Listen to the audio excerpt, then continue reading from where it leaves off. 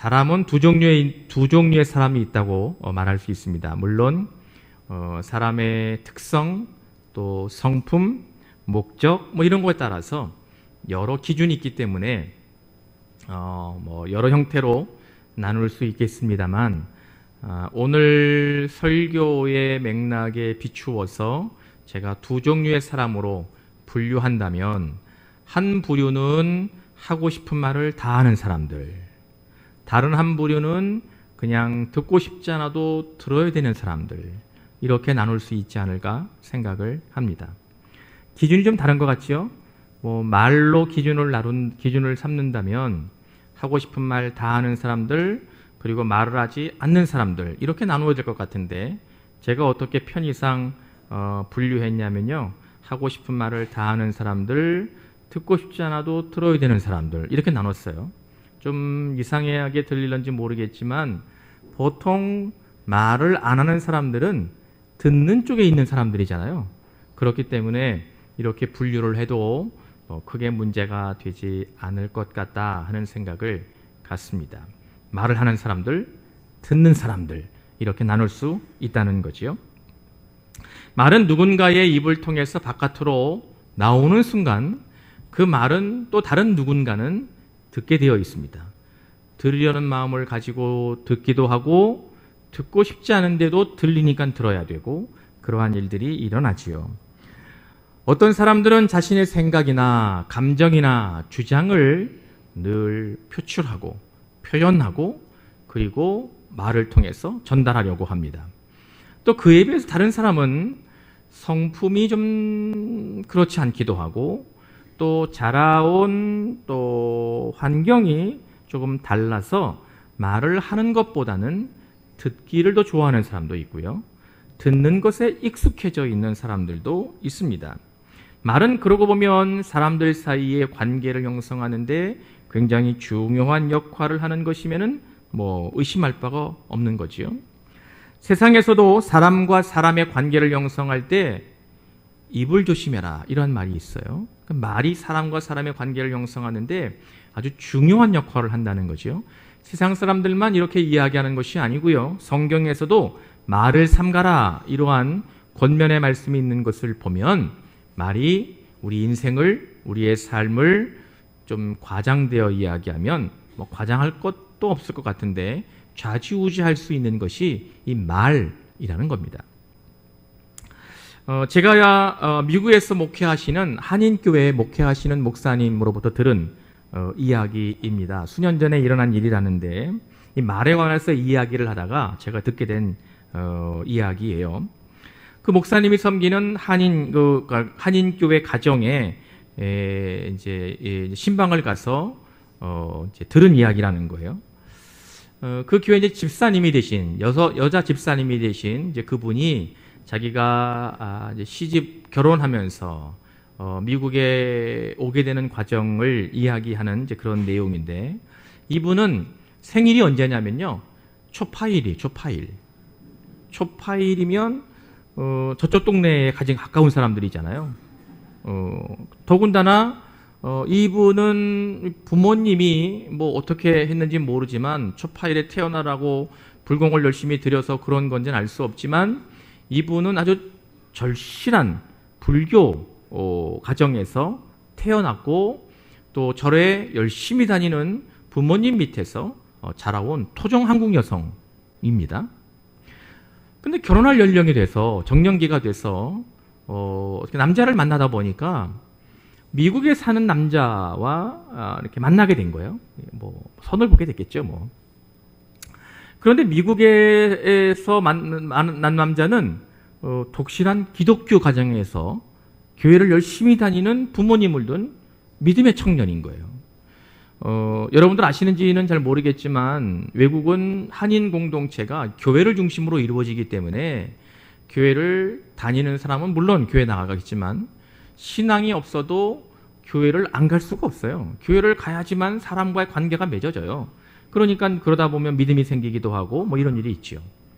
어쨌든 불교 가정에서 불심이 아주 충만하게 넘치는 한국 토종 여성과 미국에 살면서 교회 열심히 다니고 교회를 잘 섬기는 믿음의 가정에서 자란 남자 청년과 만나게 돼서 교제를 하게 된 거예요.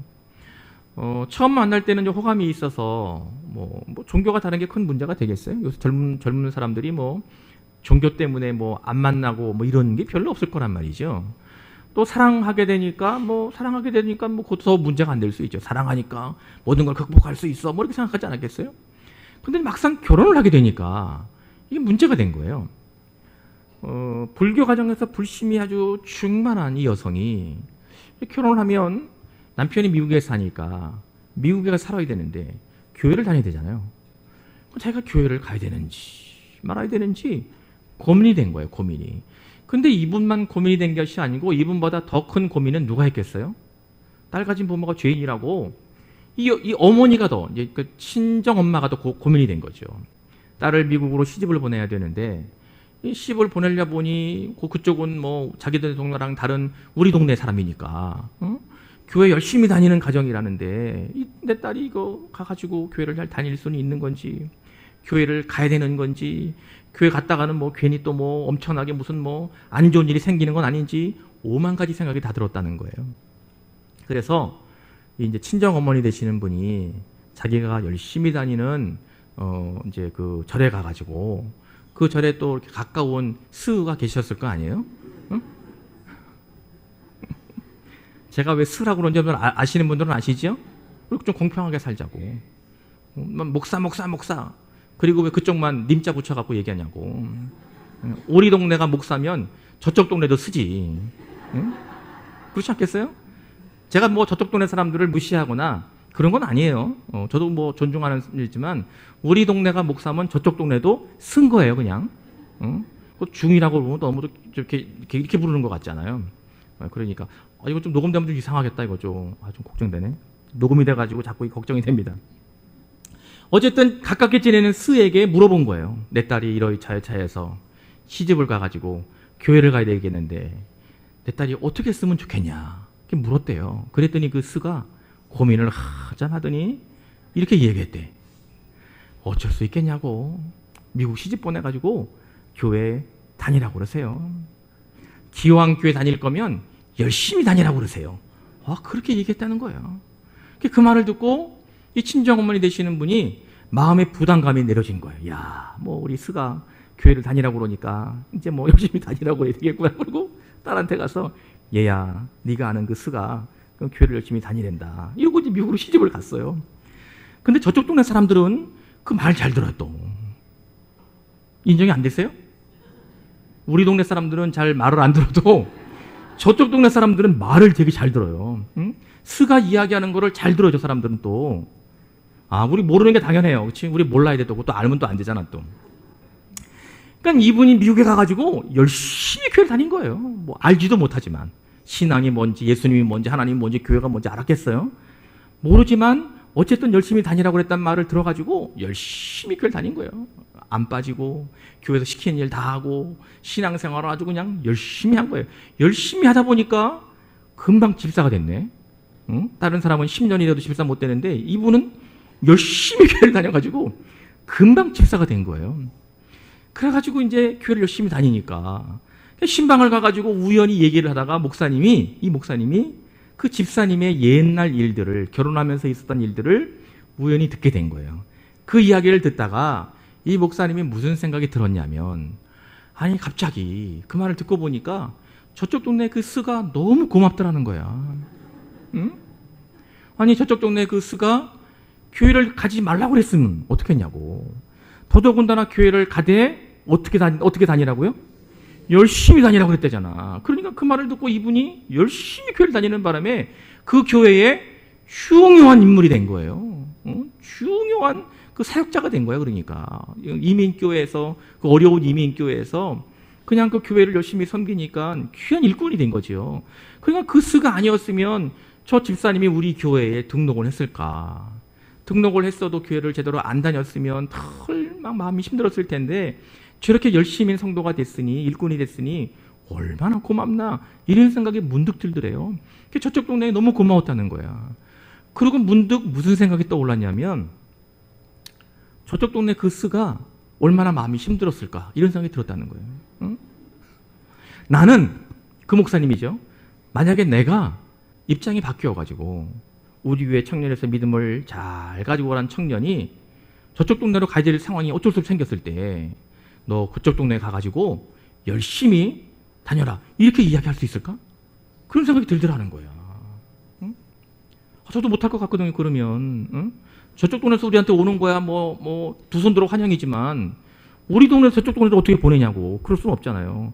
그런데 그 수는 얼마나 마음이 힘들었을까. 그런데도 불구하고 정말 하기 쉽지 않은 말이었을 텐데 안 하고 싶은 말이었음에도 불구하고 그 말을 할 수밖에 없었겠구나. 그러니까 그 수의 마음이 이해가 되기도 하고 짠하기도 하고 그게 그냥 마음이 그냥 그랬다는 거예요. 그러면서 우리들은 하고 싶지 않은 말도 하면서 살 수밖에 없는 그런 사람들이구나. 그런 생각을 하게 됐다는 거예요. 우리 성도님들 중에 하고 싶은 말을 다 하시고 사시는 분들 계시죠? 아니 그러지 말라는 게 아니에요. 여러분들 고개 숙일 필요 없어요. 하고 싶은 말을 다 하고 사시더라도 그 말을 그냥 듣기만 하는 사람들이 있다는 것을 잊으시지 말라는 거야. 아멘 하십시다. 응? 여러분들이 하고 싶은 말을 다 하시되 하고 싶어도 말을 못하고 사람들도 있다는 것을 기억하셔야 된다는 거예요. 응? 여러분들은 하고 싶은 말을 다 하시는지 모르지만 하고 싶지 않은 말도 해야 되는 사람이 있어요. 누구요? 뭘 들었어요 여태까지? 하고 싶지 않아도 해야 되는 사람이 누구예요? 여기 이쪽 동네에 나 저쪽 동네만 그런 게 아니야. 이쪽 동네도 그렇다니까. 여러분들 하고 싶은 말을 다 하고 사시는 분들이라도 누군가가 내 말을 그저 들어야 되는 사람이 있다는 것을 잊으시면 안 돼요. 그리고 하고 싶지 않음에도 불구하고 그 얘기를 할 수밖에 없는 사람이 있다는 것도 기억하셔야 돼요. 나는 내 말 다 하고 살아. 이러시지만 말라고요. 저는 오늘 누가복음의 말씀을 가지고 주님이 우리에게 가르치고 계시는 이 말에 대해서 한번 생각하고 묵상하고 은혜를 나누려고 합니다. 여러분들이 하는 말이 얼마나 신앙적인가 이런 고민을 해보신 적이 있습니까? 우리가 늘 이야기하고 늘 말을 하잖아요. 말을 하지 않는 사람은 별로 없잖아요. 많이 하는 사람, 적게 하는 사람이 있을 수는 있지만 말을 안 하고 사는 사람은 없어요. 다 말을 하고 삽니다. 근데 여러분들이 말을 하시는데 그 말이 오늘 내가 뱉는 말이 내가 오늘 하는 말이 얼마나 신앙적인가 이 문제에 대하여 진지하게 고민해 본 적이 있으십니까? 아니면 내가 하는 말이 다른 사람들에게 또한 하나님과의 관계에 있어서 특별히 우리 신앙 공동체에게 어떠한 영향을 끼치는지에 대하여 생각해 보신 적이 있습니까? 내가 하는 말이 하나님이 정말 기뻐하시는 말인가? 내가 하는 말이 내 이웃과 신앙 동료와 교회 공동체에게 정말 유익하고 도움이 되는 말인가? 이런 거를 좀 생각하시면서 말을 하고 계시냐 말이죠. 만약에 우리가 하나님의 마음을 아프게 하는 말을 했다면 사실 우리는 의도를 가지고 그렇게 이야기하는 사람은 저는 없다고 생각합니다만 어쩔 수 없이 저와 여러분들이 하나님의 마음을 아프게 하는 말을 했다면 왜 우리는 그런 말을 할 수밖에 없는 것일까요?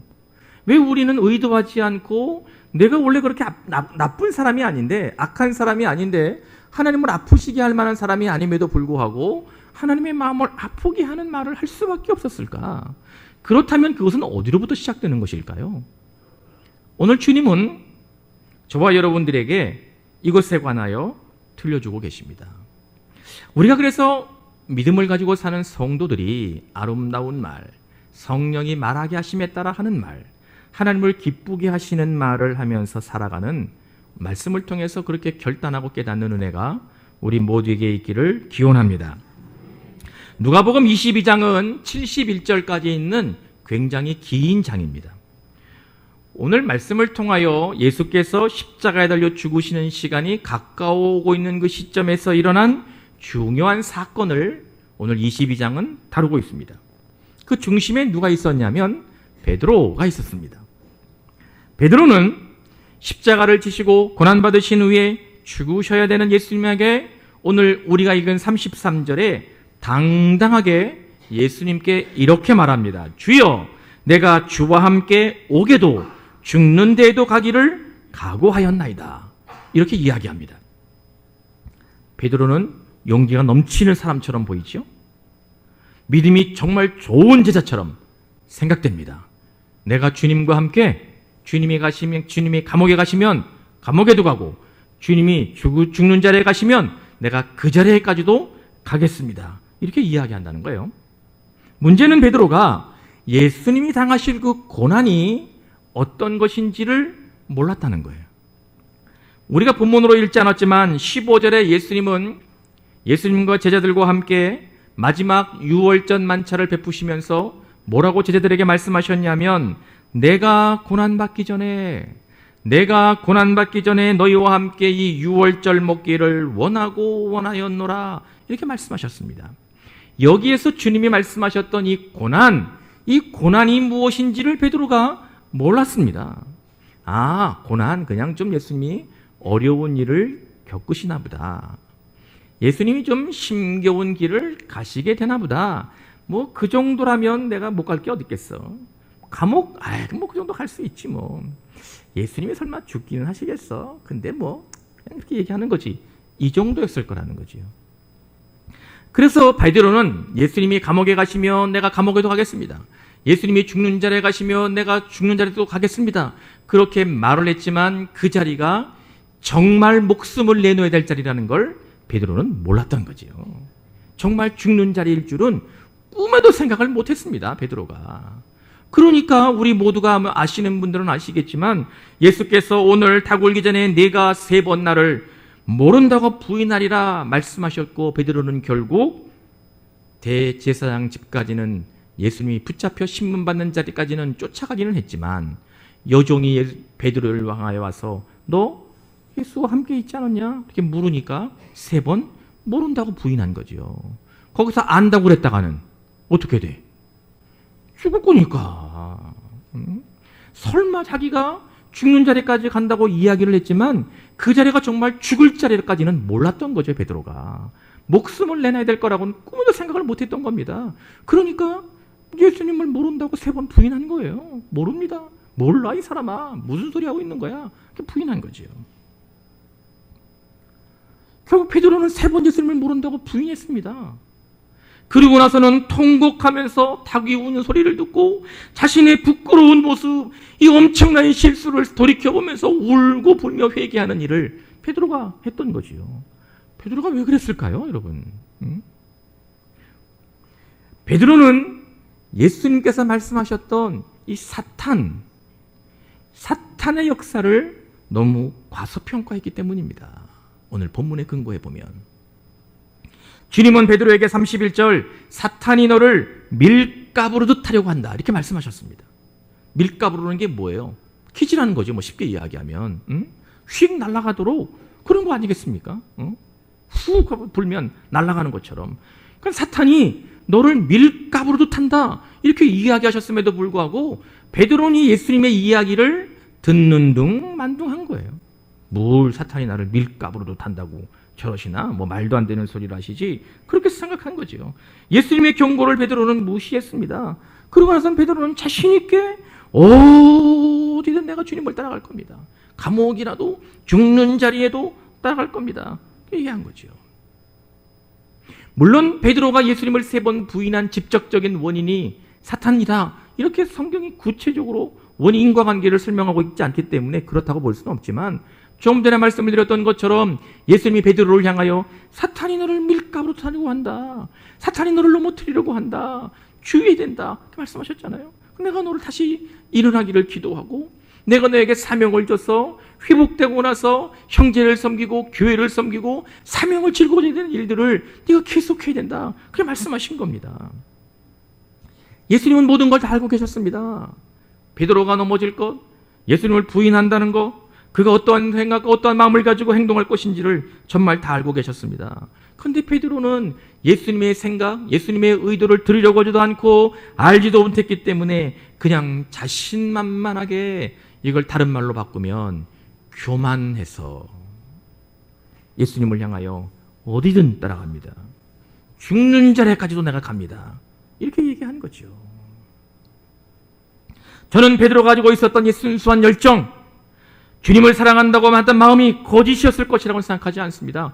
예수님도 물론 이걸 아셨습니다. 그렇기 때문에 베드로에게 네가 믿음이 떨어지지 않기를 내가 기도한다. 네가 다시 일어나서 사명을 감당하고 형제를 섬겨야 되는 일을 지속적으로 해야 된다는 것을 이야기하신 것을 보면 예수님도 베드로의 그 순수한 마음과 열정은 알고 계셨습니다. 그럼에도 불구하고 베드로는 자신의 연약함을 알지 못했습니다. 자신이 교만한다는 것을 인정하지 않았습니다. 자신이 교만한다는 것을 알지 못했기 때문에 사탄은 그런 베드로를 가볍게 무너뜨려 버린 겁니다. 저는 베드로가 예수님이 하셨던 말씀에 좀 더 귀를 기울였다면, 예수님이 어떠한 의도를 가지고 사탄이 너를 밀가부로 탄다고 이야기하셨는지를 한 번만 더 생각해 보았다면, 겸손하게 주님의 음성에 귀를 기울이고 나를 향하여 주께서 말씀하시는 의도가 무엇인지를 좀 생각해 보았다면, 예수님을 향하여 쓸데없는 공수표 날렸던 말 어디든지 가겠습니다. 죽는 자리까지 가겠습니다. 이 공수표 돼버리는 이 말 대신에 예수님 부족한 저를 한 번만 좀 생각해 주십시오. 예수님 제가 넘어지지 않도록 나에게 힘을 주십시오. 내가 주님을 끝까지 따라갈 수 있도록 주님 나를 이끌어 주십시오. 이렇게 말하지 않았을까요? 제 생각은 그렇단 말이죠. 그런데 베드로는 안 그랬습니다. 사탄이 너를 밀가부로 탄다는 이야기도 듣지 않고 주님 내가 가겠습니다. 이렇게 얘기한 거죠. 자신만만하게, 교만하게 사탄이 넘어뜨릴 수 있는 틈을 확 열어놔 버린 거지요. 기독교 영성에 대해서 좀 관심을 갖고 책도 좀 읽고 공부를 하다 보면 좀 새로운 모습을 하나 발견하게 됩니다. 그것들 중에 하나가 기도하는 방법인데 센터링 프레이어라는 겁니다. 이게 우리나라 말로 제대로 번역이 안 됩니다. 쉬운 말임에도 불구하고 센터링, 축구에서 센터링 한다고 그러면 공을 가운데로 쳐 넣을 때, 이제 칠 때 센터링 한다고 그러잖아요. 그 가운데로 모으는 기도란 뜻이에요. 집중한다는 의미가 담겨져 있는 그 기도지요. 토마스 키딩이라는 영성 신학자가 쓴 말인데, 고대 교부들은 기도할 때 여러 종류의 기도가 있었지만 우리나라 말로 관상기도라고 번역한 기도 형태가 있었습니다. 이거는 짧은 기도의 말 한마디를 지속적으로 반복하면서 기도하는 거예요. 막 여러 말로 기도하는 게 아니고 짧은 기도말 한마디를 가지고 계속 그것만 반복하면서 1시간이고 2시간이고 3시간이고 기도하는 고대 교부들이 했던 기도의 모습이거든요. 근데 이거를 현대 그리스도인들이 어떻게 좀 기도의 방법을 좀 새롭게 영성을 좀 잘 이렇게 세워갈 수 있을까 관심을 기울였던 이 토마스 키딩이라는 분이 관상 기도를 센터링 프레이어로 좀 바꿨습니다. 이 센터링 프레이어는 어떻게 기도하는 거냐면, 기도하는 자리에 나와가지고 아무 말도 안 해요. 기도하는데 아무 말도 안 해요. 기도하는 자리에 나왔음에도 불구하고 우리가 하는 기도처럼 기도하지 않는단 말이죠. 아무 말도 안 해요. 그 대신에 뭘 하냐? 하나님이 나에게 무엇을 말씀하시는지에만 집중하는 거예요. 하나님 나에게 음성을 들려주신다면 그것이 무엇일까? 나에게 무엇을 깨닫게 하실까? 하나님 이 순간 나에게 어떠한 말씀을 하시는 걸까? 하나님은 오늘 나에게 어떻게 나를 깨우치시는 걸까? 나의 삶을 어떻게 이끌고 가자 하시는 걸까? 나에게 오늘 들려주고 계신 하나님의 음성은 무엇일까를 그냥 집중하게 고요하게 앉아서 하나님의 음성, 주의 말씀이 나를 향하여 들려주시는 주님의 음성이 무엇인지만 깊이 생각하는 거예요. 깨달음이 있고 하나님의 음성으로 마음의 기쁨이 느껴지고 하나님에게 말씀하셨다는 것이 깨달아지면 그것에 그대로 살기로 결단하는 게 센터링 프레이어예요. 저는 이 센터링 프레이어를 생각하면서 무슨 생각이 문득 들었냐면, 우리가 너무 하나님께 너무 많은 말을 하고 있는 건 아닌가, 그런 생각이 문득 들었어요. 책임도 못 지는 말을 우리가 너무 많이 하고 우리가 삽니다. 예컨대 우리가 하나님께 하는 말들 중에, 많이 하는 말들 중에 주님 사랑합니다 이렇게 말하는 게 많이 있어요. 여러분들, 사랑은 뭐가 따라와요? 말만 하면 사랑이에요? 사랑은 뭐가 따라와요? 희생, 책임감 따라오는 게 사랑이에요. 말만 하는 건 사랑이 아니에요, 여러분. 사랑은 책임감도 따라오고 희생이 동반되는 게 사랑이에요. 내가 하나님의 말씀에 순종하겠습니다. 순종은 뭐가 따라와요? 희생과 책임감이 따라와요. 내가 하나님 말씀 앞에 순종하고 헌신하는 삶을 살겠습니다. 이 헌신은 뭐가 따라와요? 책임과 희생이 따라와요. 우리가 늘 하나님께 나와 이렇게 하겠습니다, 저렇게 하겠습니다, 말은 무수히 많이 하지만 책임질 수 있는 말을 너무 많이 하면서 우리가 신앙생활하는 것은 아닌가, 그런 생각이 문득 제 마음에 들었습니다. 마치 베드로가 책임질 수 없는 말을 공수표처럼 날렸던 것처럼, 내가 주님 가는 감옥이라도 예수님이 죽는 자리에 가면 내가 그 자리도 가겠습니다. 그래 놓고는 뭐 예수님 모른다고 3번 부인하고 뭐 땅을 치고 통곡하면서 후회하고 그랬던 모습이 우리가 읽은 누가복음 22장에 그대로 기록되어 있지 않습니까? 물론 베드로와 같이 우리가 하나님을 향하여 가지고 있는 마음, 순수한 열정, 이것이 잘못된 것은 아닙니다. 그러나 베드로가 겪었던 우리의 연약함, 우리의 믿음이 온전하지 못한 모습은 언제든지 사탄이 치고 들어올 수 있는 틈이 된다는 거예요. 이걸 잊으면 안 된다는 겁니다. 오늘 본문은 아니지만 22장 3절 6절을 보면 유다가 저지른 죄와 그 결과가 어떻게 무섭게 결말을 맺었는지를 누가복음 우리에게 기록해서 알려주고 있습니다. 유다는 말이에요, 열정적인 사람이었습니다. 유다는 자신의 인생의 목적이 확 뚜렷한 사람이었습니다. 유다는 예수님을 따라다니면서 비전을 꿔봤던, 비전을 보았던 사람이었습니다. 유다는 또한 예수님으로부터 신뢰할 만한 제자였습니다. 뭐 정확하게 평가할 수는 없겠지만 12명의 제자들 중에서 유다만큼 뚜렷한 인생의 목적을 가지고 있는 제자가 없었습니다. 제가 보기에는 그래요. 유다만큼 예수님으로부터 신뢰를 받았던 제자도 없었습니다.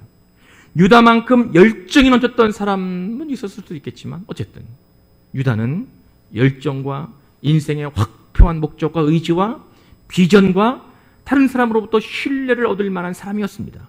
그런데 그에게 사탄이 들어가니까 유다는 예수님을 어떻게 죽일까 말하는 사람이 되어버렸다는 거예요.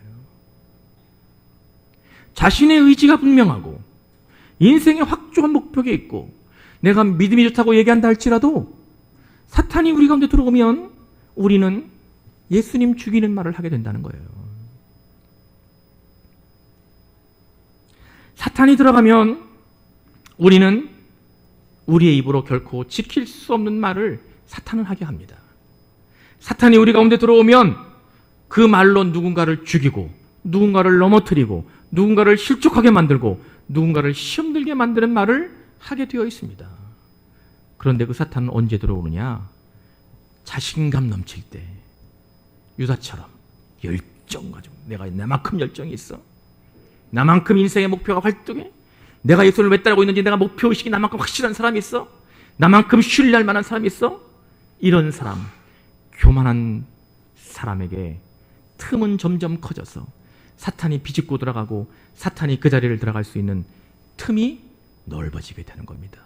깨닫는 은혜가 있기를 주님의 이름으로 기원합니다. 오늘 저와 여러분들은 예수께서 우리를 위하여 기도하고 계시는 성령의 음성에 귀를 기울여야 될 줄로 믿습니다. 사탄이 우리를 넘어뜨리지 못하도록, 우리의 믿음이 무너지지 않도록, 설령 베드로와 같이 우리가 지난날 주님 앞에 통곡할 만한 죄악된 모습이 우리 가운데 있었다 할지라도 여러분들과 저를 다시금 세우셔서 하나님 나라의 주의 몸된 교회의 귀한 일꾼으로 사명을 감당하는 하나님의 백성으로 주님의 제자로 세우기를 원하고 계시는 성령의 기도에 귀를 기울이고 듣는 은혜가 있기를 축원합니다. 우리가 하는 말은 감정을 표현하든지 의사를 전달하든지 우리가 하는 말은 조심해야 될 말이죠. 말을 조심해야 되는 거죠. 그것은 곧 우리의 인격을 가늠하는 척도가 되기 때문입니다. 용서하고 들으시기 바랍니다. 저도 저만큼 살아보니까 처음 만나가지고 몇 마디 이야기해보면 말하는 거 딱 들어보면 아, 저 사람은 어떻게 했구나 대충 합니다. 쓰는 단어, 말하는 품새, 그 사람의 이야기를 들어보면 아, 저 사람은 어떻게 살아왔구나 주로 무슨 생각을 하는구나 대충 합니다. 저보다 더 많이 사신 우리 어르신들은 저보다 더 잘 알지겠지요. 말은 들어보면 그 사람의 인격을 금방 알아차립니다.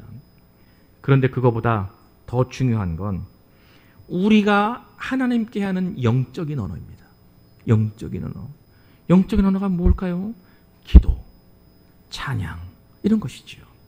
하나님께 우리가 기도할 때에, 하나님께 우리가 찬양을 드릴 때 설령 우리의 입으로 소리내지 않지만 우리의 마음으로 하는 말이라도 기억해야 되는 것이 무엇이냐? 기도와 찬양과 하나님께 나아갈 때 우리의 연약함을 늘 잊으면 안 된다는 겁니다. 내가 하나님 앞에 죄인이라는 것을 늘 순간순간 잊지 않을 수 있기를 주님의 이름으로 기원합니다. 우리가 그것을 잊는 순간, 내가 연약한 존재이고 내가 죄인이라는 것을 한순간 잊어버리는 순간, 바로 그 지점이 사탄의 공격이 되는 지점입니다. 그때 우리의 말로 누구를 죽이고 상처받게 만들고 책임질 수 없는 말들을 사탄은 하게 하는 겁니다. 하나님 앞에 죄인이라는 겸손하게 주의 말씀 앞에 나가 기도할 때나 찬양할 때나 우리가 하나님 앞에 늘 겸손한 죄인이라는 것을 잊지 않는 우리 성도들 되실 수 있기를 기원합니다. 그런데 이것보다 더 중요한 것은, 더 귀한 우리의 믿음의 자세는 하나님께서 저와 여러분들에게 하시는 말씀에 귀를 기울이는 겁니다. 할렐루야. 다 같이 아멘 하십시다.